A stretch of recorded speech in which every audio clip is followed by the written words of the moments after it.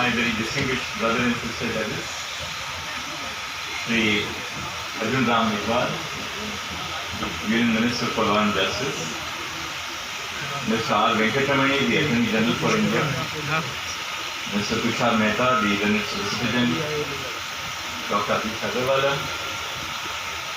President of SCBA, Mr. Sukumar Patijoshi, Vice President of SCBA, Mr. Rohit Pandey, Secretary of SCBA, Office Bearer of SCBA, Mr. Manoj Mishra ji, President, SCORA, and all his office bearers, senior advocates who I dare say have mentored so many of us as young lawyers, members of the bar, officers of the registry, and ladies and gentlemen.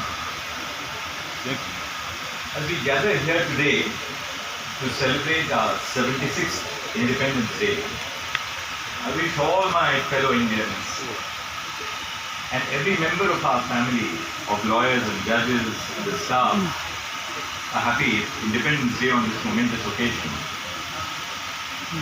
15th August 1947, the day when our collective struggle for freedom stood vindicated and our national soul found its utterance. After 76 years, our tricolor flutters in the heady winds of liberty and equality. There have been times when the wind has stood still and there have been storms on the horizon. But the flag hearkens us back to the collective glories of the past and summons the will to continue them in the present. It beckons us to allow the constitutional ideals and values in our lives to flourish. It serves as a symbol of our collective heritage and guides us towards our future aspirations. I can't tell you what a great honor it is for me to stand before you as the Chief Justice of this great court. I remember the days when I would be coming here as a young junior. You hear the speeches by the Chief Justice, the judges, eminent lawyers, the Attorney General included. And now to be in this transformative role where I have to address you makes my heart flutter. Wow. Our independence marked our transition from imperialism to an independent nation based on the ideals of republicanism and democracy. Our founding leaders set the national priorities and visualized the institutional apparatus to bring out a social, political, and economic change. To enable this change, our constitution institutionalizes a model of governance with Parliament, the executive, and the judiciary at the helm. However, other institutions such as the family, the media, schools and universities, our bureaucracy, political parties, and voluntary organizations also have an important role in bringing about a fundamental change in the structure of our society. Why does this annual event, which is held by the SCBA, of such great prominence and significance in our lives? This truly is the national bar. SCBA is not a bar for Delhi. All of you have come here from different parts of the country in search of a better life, but in dedication to the cause of the nation. And I realize particularly when we have your members who have joined us on the bench, of the great wisdom and learning which you and practice in your bar gives to your members, and we realize that when they sit with us on the bench of the Supreme Court. But equally, it is important, I think, for us to recognize the fact that the Supreme Court bar, as a leading bar of the country, stands for the protection of the rule of law. Without you, the lawyers, and without your fearlessness, and without your independence, we as judges would be really ciphers in the sands of time. When I get even an innocuous request from a member of the bar, sometimes wholly misconceived, for taking up a matter immediately on the same day, I yet hear it very, very carefully and assign a bench at the earliest opportunity. Because irrespective of an outcome of the case, I believe the real strength of our system is granting access to justice to our citizens. That sense of confidence of the individual that an arbitrary arrest, a threatened demolition, maybe a pension which is attached unlawfully, must find a solace and voice in the judges of the Supreme Court. Our freedom struggle offered a constitutional space for the marginalized and the downtrodden to raise their voice against these structures and influences of a hegemonic social structure. It enjoined the institutions of governance to proactively respond to the sufferings of the people to do justice. If we glance at the last 76 years, we realize that each institution has contributed to the strengthening of our nation's soul.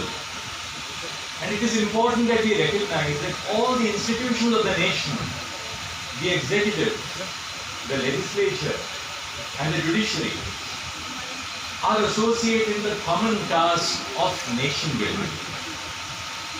This momentous day should serve as an occasion to recalibrate our collective goals and institutional aspirations. Our Constitution envisages an important role for the judiciary to ensure that the institutions of governance function within defined constitutional limits. Moreover, the courts provide a safe, democratic space for individuals to seek protections of their lives and liberties. The Supreme Court particularly has been the vanguard of institutional governance by enhancing access to justice and promoting constitutional values. But as all of us judges know, a judge or a judgment is as good as a lawyer who appears before the court. So in the work which we do, we find enhancement in your traditions, in the ideals of the bar, in the independence of the bar. The past 76 years suggest that the history of the Indian judiciary is the history of the daily life struggles of Indian people. If our history teaches us anything, it is this, that no matter is big or small for the courts. It is in the routinely small matters that issues of grave constitutional and jurisprudential importance emerge. Resolution of every legal grievance is important. In attending to such grievances, the courts are only performing their plain constitutional duty. As I look to the future, I believe the greatest challenge before the Indian judiciary is to eliminate the barriers to accessing justice. We have to enhance access to justice procedurally by eliminating the constraints which prevent citizens from approaching courts, and substantively by building confidence in the court's ability to dispense justice. And we have a roadmap in place to make sure that the future Indian judiciary is inclusive and accessible to the last person in the line. The law minister was speaking to me just the other day, and he said that we celebrate in 2023, 100 years after Dr. Ambedkar first stepped foot in the fertile soil of our court premises. He suggested to me, why don't we now have an event to mark the evolution of what Dr. Ambedkar was then 100 years ago, and what his successors today, the young lawyers, the young professionals are in our society. To make our courts accessible and inclusive, we need to overhaul our court infrastructure on a priority basis. Our emphasis on modernizing the judicial infrastructure to meet the challenges of the future is key to this mission. In this regard, I must share with you what I have already shared from across the judicial platform, that we plan to expand the Supreme Court by constructing a new building to accommodate 27 additional courts, 4 registrar courtrooms, but most importantly, adequate facilities for lawyers and litigants. This expansion of the Supreme Court is planned in 2 phases. In the first phase, the museum and the annexee building will be demolished to construct a new building, providing for 15 courtrooms. The SCBA library, library for SCORA, offices for the President, Vice President and Secretary of SCBA and SCORA, the SCBA and SCORA executive meeting rooms, canteen for lawyers and litigants, women's bar room, and other requisite facilities for lawyers and litigants. They are vital stakeholders. As you know, over the last several months that I have been in this office, I do not follow a top-down approach. I first consulted my own colleagues. The members of the building committee dedicated their evening hours to finalizing the plans which were prepared by the PWD tentatively. Justice Paul joined us, though he is not a member of the committee. I am not a member of the committee, but both of us joined the committee because it's our mission. We have unveiled the plans to the lawyers represented by SCBA and SCORA, and we have now submitted the proposal to the Government of India, to the Department of Justice. A detailed DPR has been drawn up, including budgeting. Detailed plans have been drawn up, and that is now with the Department of Justice. I'm absolutely sure that it will receive the best attention from the Law Minister and the Department of Justice. In the next phase, some of the portion of the existing court complex will be demolished for the construction of the second part of the new building to accommodate 12 courtrooms, registrar's courts, a lounge for SCBA and a lounge for SCORA.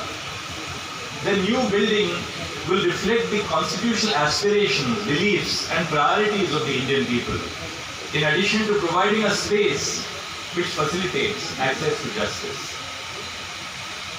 They say that sunshine is the best disinfectant. I say technology is the best tool at our disposal to eliminate the inefficiency and opacity surrounding the judicial process. We have to tap into the full potential of technology to overcome the procedural barriers to justice. In pursuance of this, we are implementing Phase 3 of the e-courts project. Phase 3 of the e-courts project, which has received the budgetary sanction of the Government of India to the extent of 7,000 crores, seeks to revolutionize the working of courts in India by interlinking of all courts across the country, setting up the infrastructure of paperless courts, digitization of court records, and setting up advanced e-Seva Kendras in all court complexes. The reason why e-Seva Kendras are crucial is because we in the judiciary are conscious of the fact that every lawyer does not have access to internet services or even to a laptop or a computer. So we will not leave even the last person behind in our mission to incorporate technology. Our aim is to create a judicial system that is more accessible, cost-effective and affordable for every individual who seeks justice. We are already striving to make the court premises and court services disabled-friendly.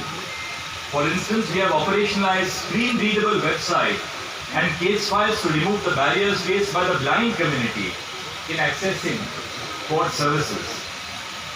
We have now opened our judicial processes to innovation to transform the manner in which citizens access judicial services. Since I took over as the Chief Justice of India, the Supreme Court has developed and deployed numerous IT projects, such as the online portal for right to information, eSCR, online appearance portal for advocates, iJuris, which maps the entire judicial infrastructure across the country, and neutral citations. The reason for the eSCR was very simple. Young lawyers do not have the resources to afford the cost of private software. And we thought that we must have this service as a free service which the Supreme Court provides for lawyers across the country. From eSCR, we are now moving to a digital SCR, so that every case citation will be hyperlinked in the use of the eSCR. I must also share with you that the Honorable Prime Minister today, in the course of his independent speech at the Red Fort, mentioned about the efforts of the Supreme Court to translate the judgments of the Supreme Court in Indian languages. I would like to further elaborate on that and tell you that up to now, 9,423 judgments of the Supreme Court have been translated in regional languages. 8,977 in Hindi.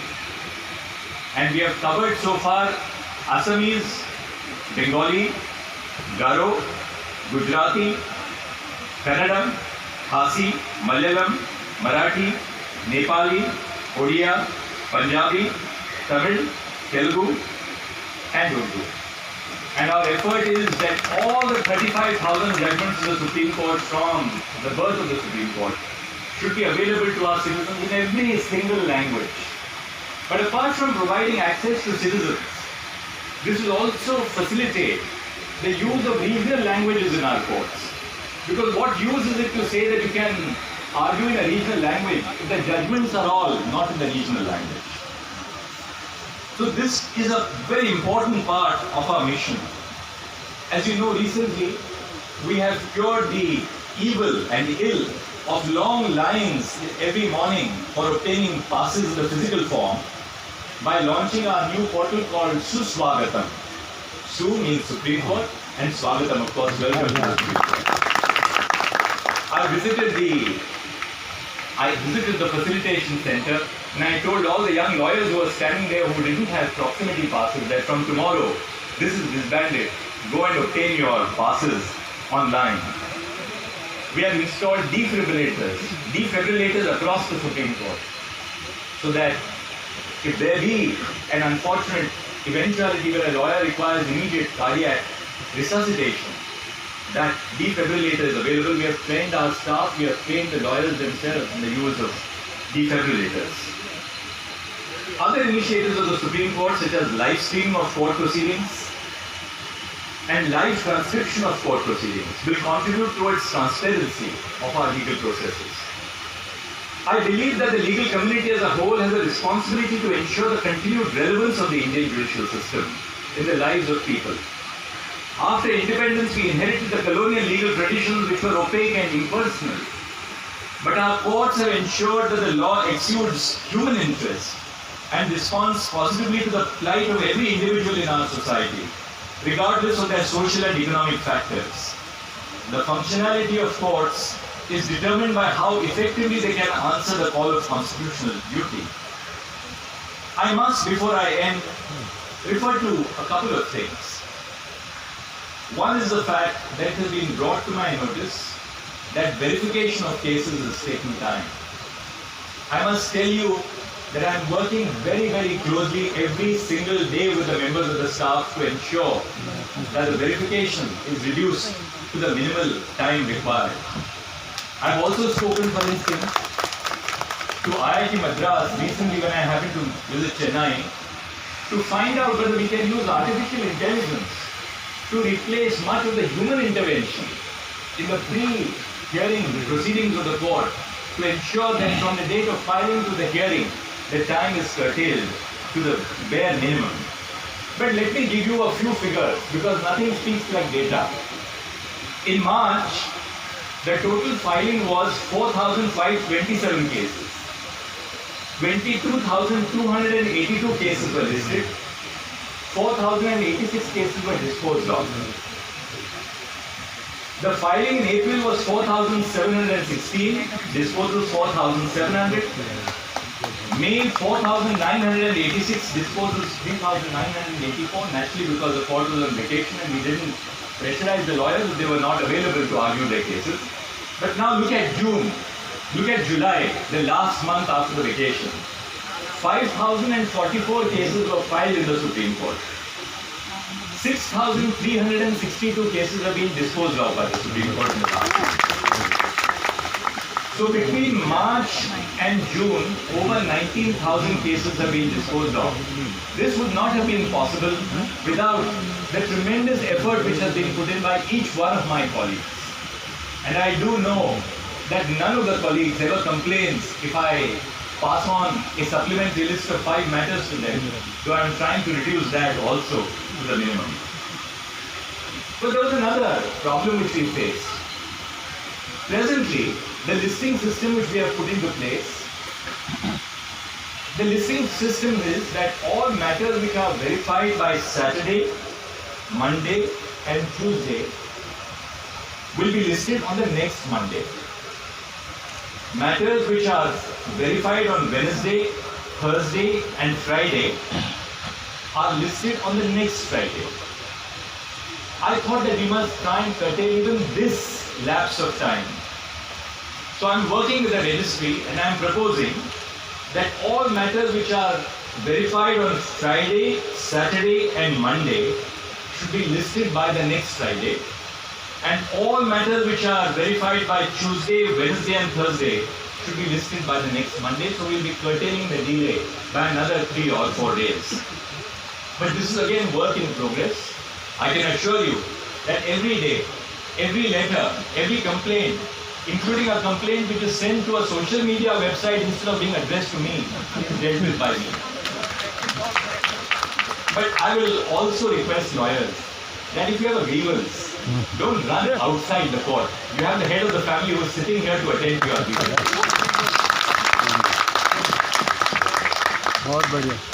Our aim for the future is to ensure that our judicial systems are capable of managing the expectations of the Indian people.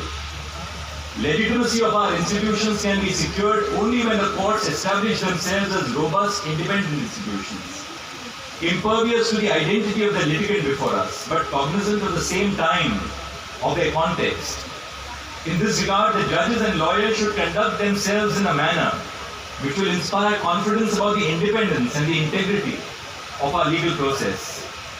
Recently, the Supreme Court released a sensitization model for the judiciary, and we are tomorrow releasing the handbook on combating gender stereotypes in judicial decision making. These efforts are aimed to ensure that we look inwards, question our biases, and insulate judicial institutions from embodying and entrenching those biases. On the request of the President for the lawyers' chambers, please rest assured that that is uppermost in my mind. Things which I can do on my own, I'm capable of doing with the cooperation of my colleagues. No Chief Justice can do it without the cooperation of the colleagues. But there are some things which require the engagement of the government, so I will use my good offices to do so. And I'm sure that we'll be able to find a solution in the near future. For the past 76 years, the courts have served as a prominent site of democratic participation. For the future, we have to recognize and eliminate the existing barriers to accessing courts, and in the process ensure that courts continue to serve as an effective and affordable democratic space. On the occasion of Independence Day, I thought I must emphasize our role as judges and lawyers in fostering, nurturing and facilitating democracy.